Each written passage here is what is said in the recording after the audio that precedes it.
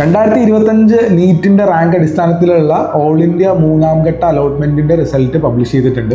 ഇപ്പോൾ വന്നിട്ടുള്ളത് provisional allotment ആണ്. ആൻഡ് അതിനകത്ത് എന്തെങ്കിലും എററുകൾ ഉണ്ടെങ്കിൽ അവർ കൃത്യമായിട്ടൊരു ഇമെയിൽ ID അതിനകത്ത് കൊടുത്തിട്ടുണ്ട്. അതിലേക്ക് ഇന്ന് വൈകുന്നേരം 6 മണിക്കുള്ളിൽ നമുക്ക് പരാതികൾ അയക്കാം. വേറെ പരാതികളൊന്നും ഇല്ലാത്ത പക്ഷം ഈ പ്രൊവിഷണൽ ലിസ്റ്റ് തന്നെയായിരിക്കും ഫൈനൽ ലിസ്റ്റ് എന്നുള്ളതാണ് അവർ പറഞ്ഞിട്ടുള്ളത്.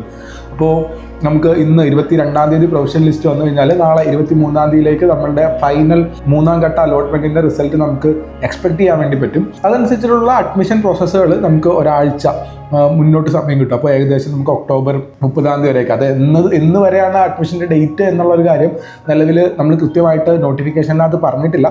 നമുക്കറിയാൻ വേണ്ടി പറ്റും ഒരാഴ്ച മുതൽ 10 ദിവസം വരെയൊക്കെ അവർ സമയം അലോട്ട് ചെയ്യാറുണ്ടെന്നുള്ളതാണ്. ആൻഡ് ഏറ്റവും പ്രധാനമായിട്ടും പറയാനുള്ള കാര്യം, നമ്മുടെ കേരള അലോട്ട്മെൻറ്റും നമ്മൾ പ്രതീക്ഷിച്ചിരിക്കുകയാണ്. കേരള അലോട്ട്മെൻറ്റിൻ്റെ ഓപ്ഷൻ രജിസ്ട്രേഷൻ ഇന്ന് രാത്രി 11:59 വരെ, അതായത് 12 മണിക്ക് മുന്നേ വരെ നമുക്ക് പുതിയ ഓപ്ഷൻസുകൾ കൊടുക്കാൻ വേണ്ടിയിട്ടുള്ള അവസരം അല്ലെങ്കിൽ ഓപ്ഷനുകൾ പുനഃക്രമീകരിക്കാനുള്ള അവസരം കേരളത്തിൽ അലോട്ട്മെൻറ്റിന് വേണ്ടിയിട്ട് കൊടുത്തിട്ടുണ്ട്.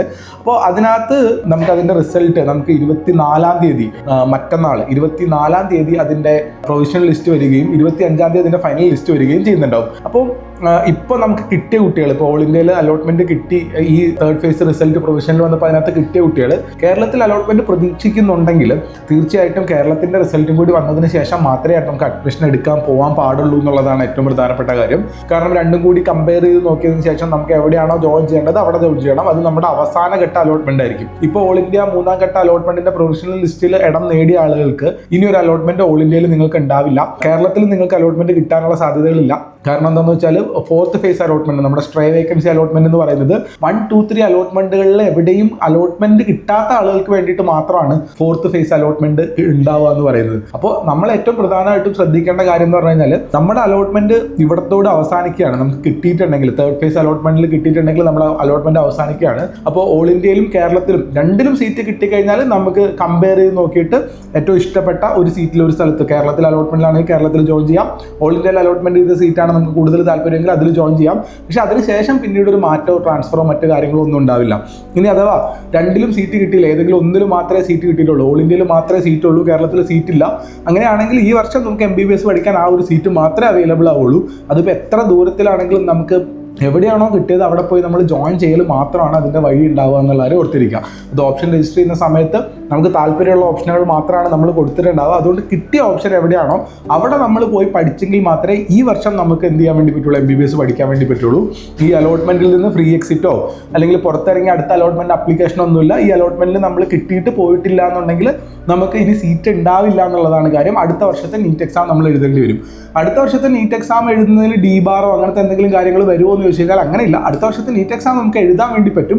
പക്ഷേ ഈ വർഷം നമുക്ക് ഇനി വേറൊരു സീറ്റോ മറ്റു കാര്യങ്ങളോ ഉണ്ടാവില്ല എന്നുള്ളതാണ്. ആൻഡ് വളരെ പേഴ്സണലായിട്ട് ഇത്രയും കാലം കണ്ട ഒരു അനുഭവത്തിൻ്റെ പുറത്ത് മാത്രം ഒരു വാക്ക് ആഡ് ചെയ്യുന്നത്, ഒരു ഗവൺമെൻറ് സീറ്റ് നിങ്ങൾക്ക് ഇന്ത്യയിൽ എവിടെയെങ്കിലും കിട്ടിയിട്ടുണ്ടെങ്കിൽ ധൈര്യമായിട്ട് പോയി ജോയിൻ ചെയ്തോളൂ. അതിന് വേണ്ടിയിട്ട് ഇനിയിപ്പോൾ നമുക്ക് കുറച്ചും കൂടി അടുത്ത് ഇപ്പോൾ അല്ലെങ്കിൽ ഒരു കോഴിക്കോട് കിട്ടാൻ, തിരുവനന്തപുരത്ത് കിട്ടാനൊക്കെ ആയിട്ട് ഒരു വർഷം കൂടി റിപ്പീറ്റ് ചെയ്യുക എന്നുള്ളത് അത്ര നല്ലൊരു ഓപ്ഷനായിട്ട് സജഷനായിട്ട് നമ്മൾ വെക്കുന്നില്ല. എവിടെ പഠിച്ചു കഴിഞ്ഞാലും നമ്മളാണ് പഠിക്കുന്നത്, നമ്മുടെ താല്പര്യവും നമ്മുടെ ജിജ്ഞാസയും ഒരു എന്തൂസിയാസം ഒക്കെ തന്നെയായിരിക്കും നമ്മളുടെ ഫൈനലി നമ്മൾ എത്ര നല്ല ഡോക്ടർ ആവും എന്നുള്ള കാര്യത്തിലേക്ക് സൂചന കൊടുക്കുന്നുണ്ടാവുക. അതല്ലാതെ നമ്മൾ പഠിക്കുന്ന ഒരു കോളേജോ അല്ലെങ്കിൽ അതിനകത്തുള്ള കാര്യമൊന്നും പ്രത്യേകിച്ച് വലിയ മാറ്റം ഉണ്ടാക്കാൻ വേണ്ടി പോകുന്നില്ല എന്നുള്ളതാണ്. സപ്പോസ് നിങ്ങൾക്ക് ഒരു ഓൾ ഇന്ത്യയിൽ ഗവൺമെൻറ്റിൽ MBBS സീറ്റ് കിട്ടിയിട്ടുണ്ടെങ്കിൽ തീർച്ചയായിട്ടും ജോയിൻ ചെയ്യാൻ വേണ്ടി തന്നെ ആണ് നിങ്ങളോട് പ്രൈമറി സജസ്റ്റ് ചെയ്യാനുള്ളത്.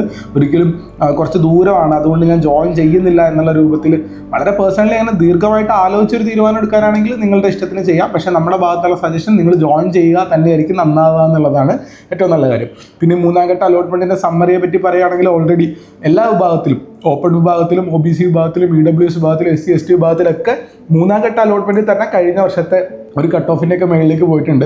ഇപ്പോൾ തന്നെ 26,000 തുടക്കത്തിലൊക്കെ 26,100 26,200 കുട്ടികളൊക്കെ ഫോൺ വിളിച്ച് പറയുന്നുണ്ട് അവർക്കൊക്കെ സീറ്റ് കിട്ടിയിട്ടുണ്ട് എന്നുള്ള രൂപത്തിൽ. വലിയ സന്തോഷമുണ്ട്.